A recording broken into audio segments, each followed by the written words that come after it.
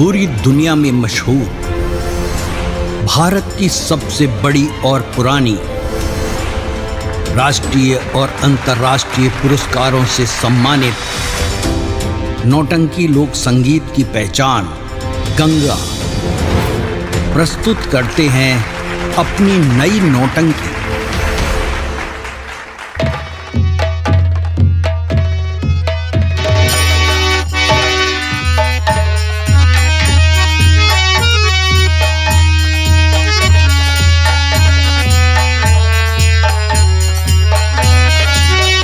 वर्मा जी, विश्वनाथ जी, ये बताइए कि चौकीदार अभी तक आए नहीं और उसको भेजा था डाकुओं का पता लगाने के लिए, और अगर उसको हम कैद नहीं कर लेते हैं तो बड़ा मुश्किल हो जाएगा यहाँ यानी सेठ महाजनों को जीना। तो इसलिए कि उसे हमें गिरफ्तार तो करना ही है, लेकिन अभी तक आया नहीं चौकीदार। क्या बात है, ऐसी चिंता नहीं। चौकीदार साहब, बड़ी खुशखबरी। क्या? मैं गांव से आ रहा था तो मैं क्या पता लगाया हूँ कि आज डाकू ब्रिजराज सिंह दुर्गा जी के मंदिर पर जा रहा दर्शन करने के लिए। क्या कहा? हाँ साहब, बहुत अच्छा मौका है आज। यानी माँ दुर्गा के मंदिर पे जा रहा? जी हाँ सर, दर्शन करने अरे के तो लिए। बहुत अच्छा मौका है जी हाँ। चौकीदार। जी। तो दुर्गे माँ के मंदिर की तरफ हम लोग चलते हैं जी सर। ताकि उसे गिरफ्तार कर लिया जाए। अगर हम गिरफ्तार नहीं कर लेंगे तो बड़ी बदनामी होगी, इसलिए आओ हम चलते हैं अपनी मैं फोर्स के साथ। चलिए। ठीक है, आओ चलते हैं।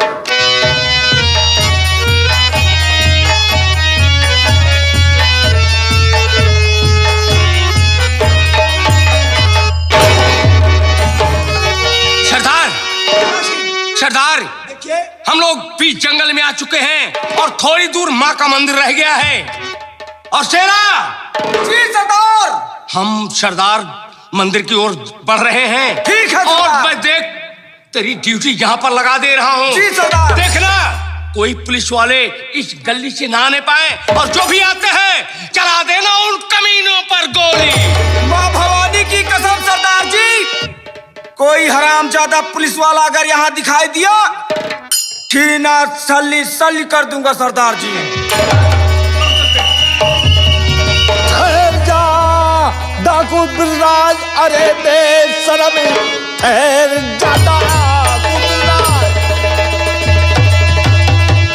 अरे बेशरम, घिर चुका है चारों तरफ से, यहाँ भागने की कोशिश यहाँ से किया जिसमें तेरे उड़ जा एक धनिया।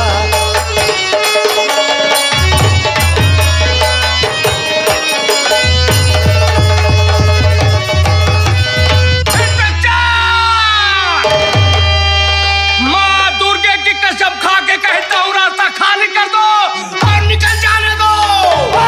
डाकू ब्रिजराज, बहुत धोखा दिया हरामखोर, आज तुझे जिंदा नहीं छोड़ूंगा। मेरी बात मानो, आप दोनों लोग चले जाइए, मैं अकेला ही इन लोगों का सामना करूंगा सरदार जी। आप जाइए। नहीं चला चलेगा, चिंता मत करो, तुम दोनों जाओ, आज मुकाबला मैं खेलूंगा। नहीं सरदार जी, आपको मेरी कसम है, आप यहाँ से चले जाइए सरदार जी, मैं अकेला ही डाकू ब्रिजराज, के लिए काफी हूँ सरदार। विश्वनाथ जी, वर्मा जी, लगा दो निशाना। नंबर 1, नंबर 2,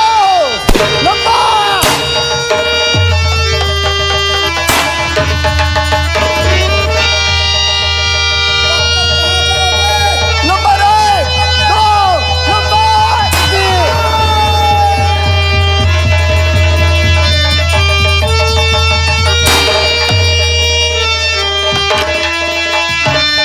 चौकीदार, ये 2 सिपाही हमारे मारे गए और एक डाकू मारा गया। पहले इस लाश को पोस्टमार्टम के लिए भेजा जाए और हम इनका पीछा करते हैं कहाँ जाता है भागकर हरामखोर। ठीक है? हाँ, इनकी लाश को तुरंत भेजा जाए पोस्टमार्टम के लिए। डाकू ब्रिजराज सिंह, पुलिस प्रशासन से कहाँ बच के जाओगे? मैं और पुलिस प्रशासन लेके पहुंच रहा हूँ। आगे नहीं जा पाओगे, पानी के बूंद नहीं बच पाओगे। तेरी माँ की मुकद्दर मारो, आ रहा हूँ।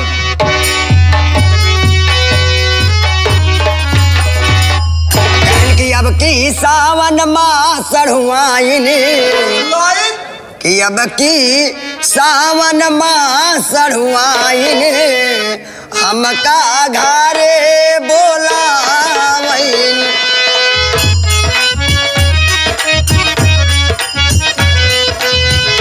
हमका घरे बोलावैन, हमका घरे बोलावैना, हमका घरे बोलावैना।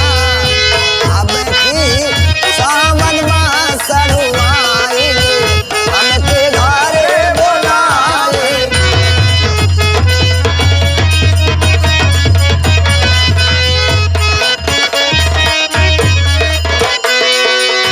दाल बनाई जो भात बनाई, दाल बनाई दाल बनाई जो भात बनाई, तड़का अजब लगावैना, हे तड़का अजब लगावैना। अब की सावन माँ सढ़ुआइनी, हमके घरे बोल।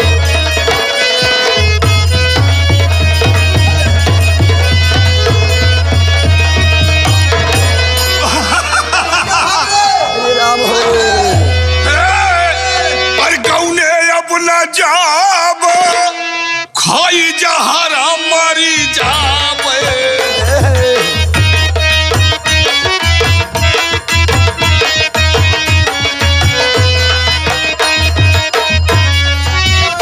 साला पागली।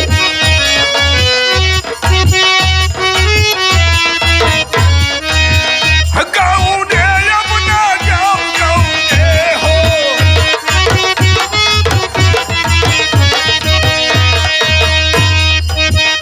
कौने अब न जाब, कौने हो। कौने अब न जाब, खाई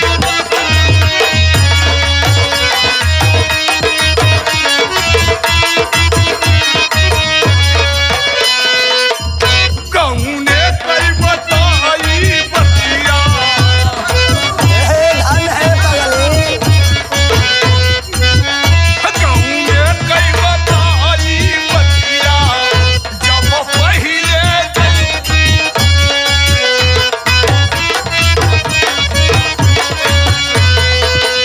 दोनवा में भर के मिठाइया। हे! दोनवा में भर के मिठाइया, राधे करई थी खैया।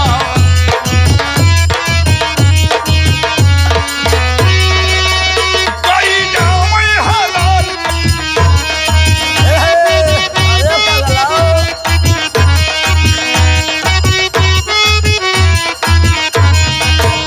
कई नाम हलाल, कई नाम हलाल।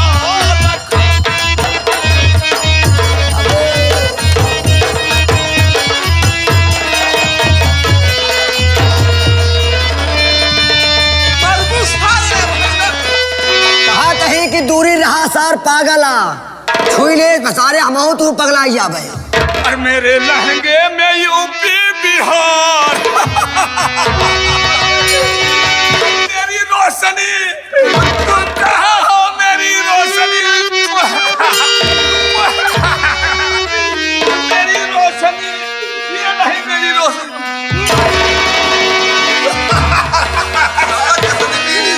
हे! और मेरे लहंगे में यूपी बिहार, मैं रुपया छाप।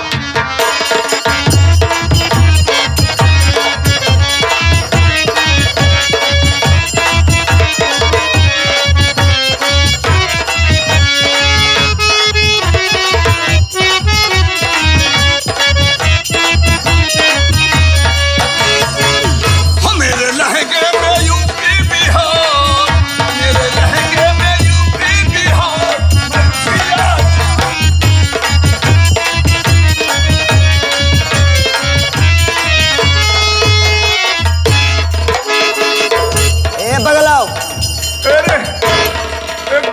चुम्मा दाई दे रे। मना है मारा मैं मर जाबू। हम यह बड़े परेशान है रे। हम खुद परेशान है सारे तो चुम्मा दाई दे रे। तो का देख के खुद हम परेशान है सारे पागल। और तोरे साथे रह हम सारे 4 दिन हो जा दोनों भाई हम पागल हो जा। अच्छा देखा देखा हथवा देख। हाँ हाँ हमरा रसनिया हथवा देख रे। देखा था एकदम सीधा था नीचे कैले रे। वो सरवा टोट डावत हां ओके हथवा। अगले बगल कौन भरोसा? टूटे ना हमारो रसनिया है। पागल बे। और ये मेरी रोशनी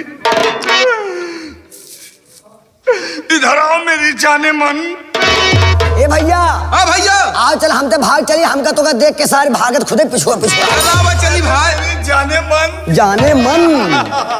जाने मन एक दाई चुम्मा दाई दे।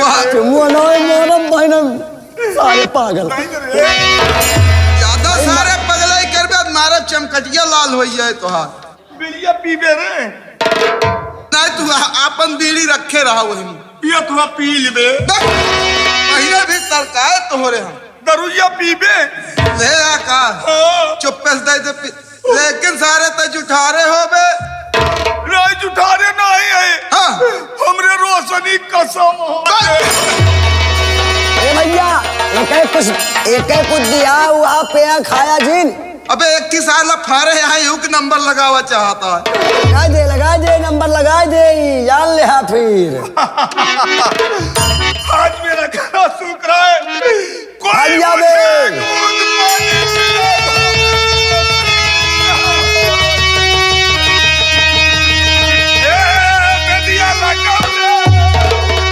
अरे कजरा सजौले अरे सैया बिन न थुनिया।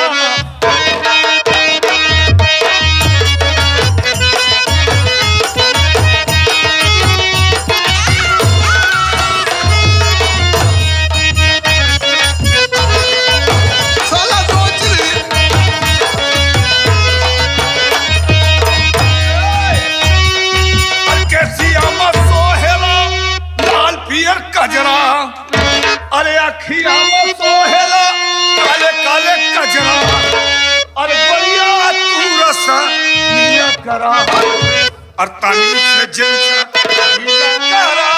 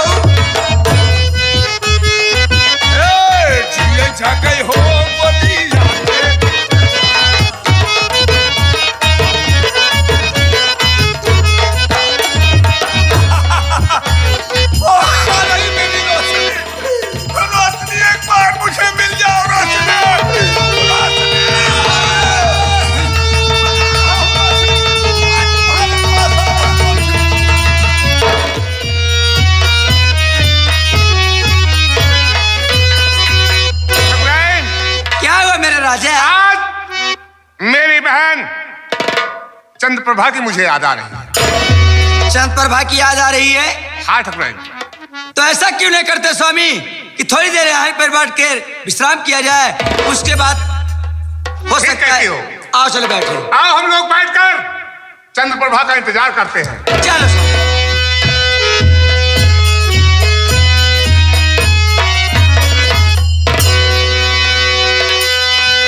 बड़े भैया के चरणों में छोटी बहन का प्रणाम। भाभी आपसे प्रणाम करती हूँ। अरे भाभी मेरी प्यारी प्यारी भाभी। चंद्र प्रभा। हाँ भाभी। अभी तुम्हारे भैया यही बात कर रहे थे आपस में। अच्छा। हम दोनों पुरानी बात कर रहे थे। मेरी बात हो रही थी? और क्या क्या बात हो रही थी? यही बात हो रही थी कि चंद्र प्रभा इतना देरी हो गया अभी तक दिखाई नहीं पड़ी। मैं आई गई नाम लो। बैठो। चंद्रप्रभा, हाँ भैया। क्या बात है, आज बहुत खुश नजर आ रही है।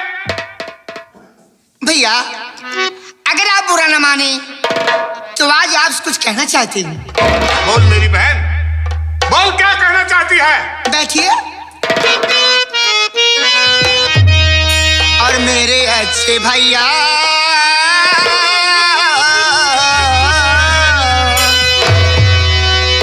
और मेरे अच्छे भैया, दया मुझ पे कीजिए। मेरे अच्छे भैया,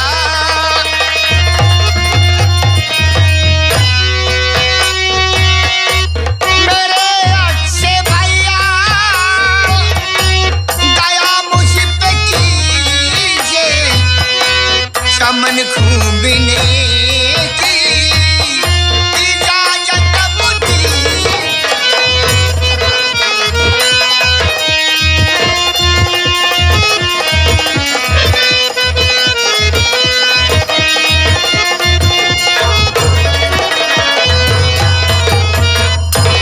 मेरे बड़के भैया, मेरे बड़के भैया, और चरण चूमती हूँ और विनती हमारी स्वीकार कीजिए।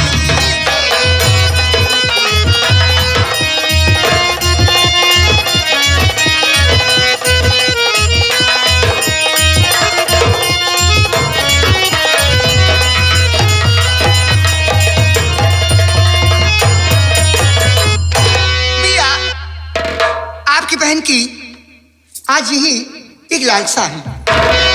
यानी तुम चमन घूमने जाओ। हाँ भैया। तो सुनो मेरी बात। बोलो।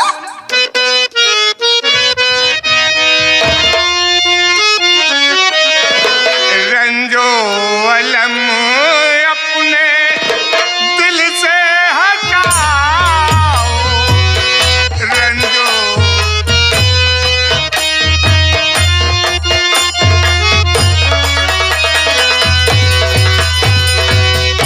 रंजो अलम अपने दिल से हटाओ। रंजो अलम अपने दिल से हटाओ।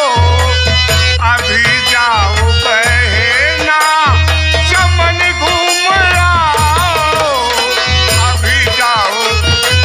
सुने अपने भैया की बात।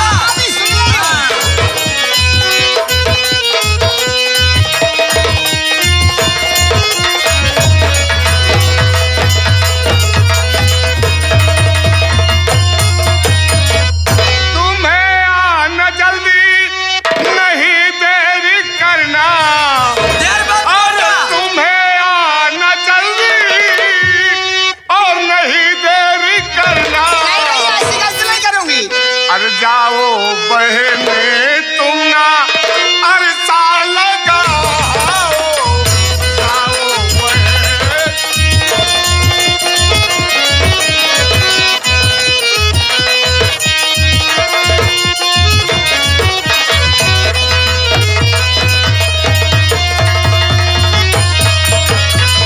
चंद्रप्रभा, हाँ भैया। मैं तुझे दुखी नहीं देख सकता, लेकिन मेरी बात पर ध्यान देना।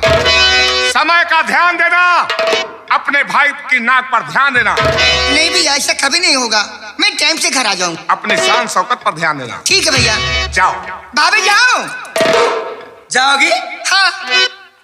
जब तुम्हारे भैया इजाजत दे दिया तो मैं कौन होती हूँ आपको इजाजत देने वाली? लेकिन भाभी आप भूल गई। क्या हुआ?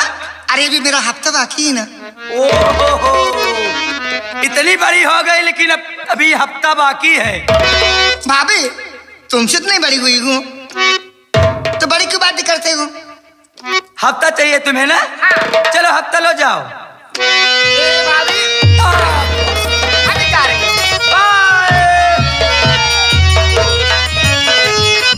मेरी बहन चंद्रप्रभा, इसे मैं दुखी नहीं देख सकता। ये मेरे जिगर का टुकड़ा है, मैं इसे अपने हाथों से पाला हूं, इसीलिए मैंने इसे हर चौक श्रृंगार पूरा करवाया है। स्वामी आप सब तो कुछ पूरा करा दिए, लेकिन मेरा जमा क्या होगा? अरे ठकुराइन, तुम्हारे लिए तो मैंने सोच लिया है। क्या सोच लिए हो? अरे तुम्हारी नजर जो है ना, आय तैया क्या बताऊं।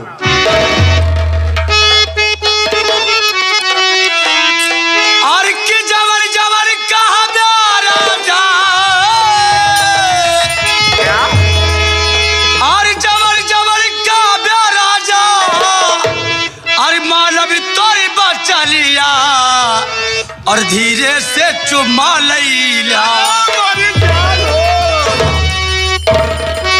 धीरे से चुमा लिया और हटार के झूल लिया, धीरे से चुमा।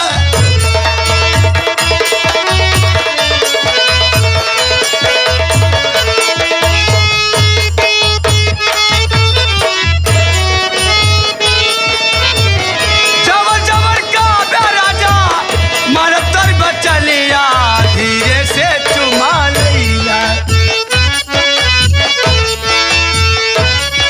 धीरे से चुमा लिया, हटार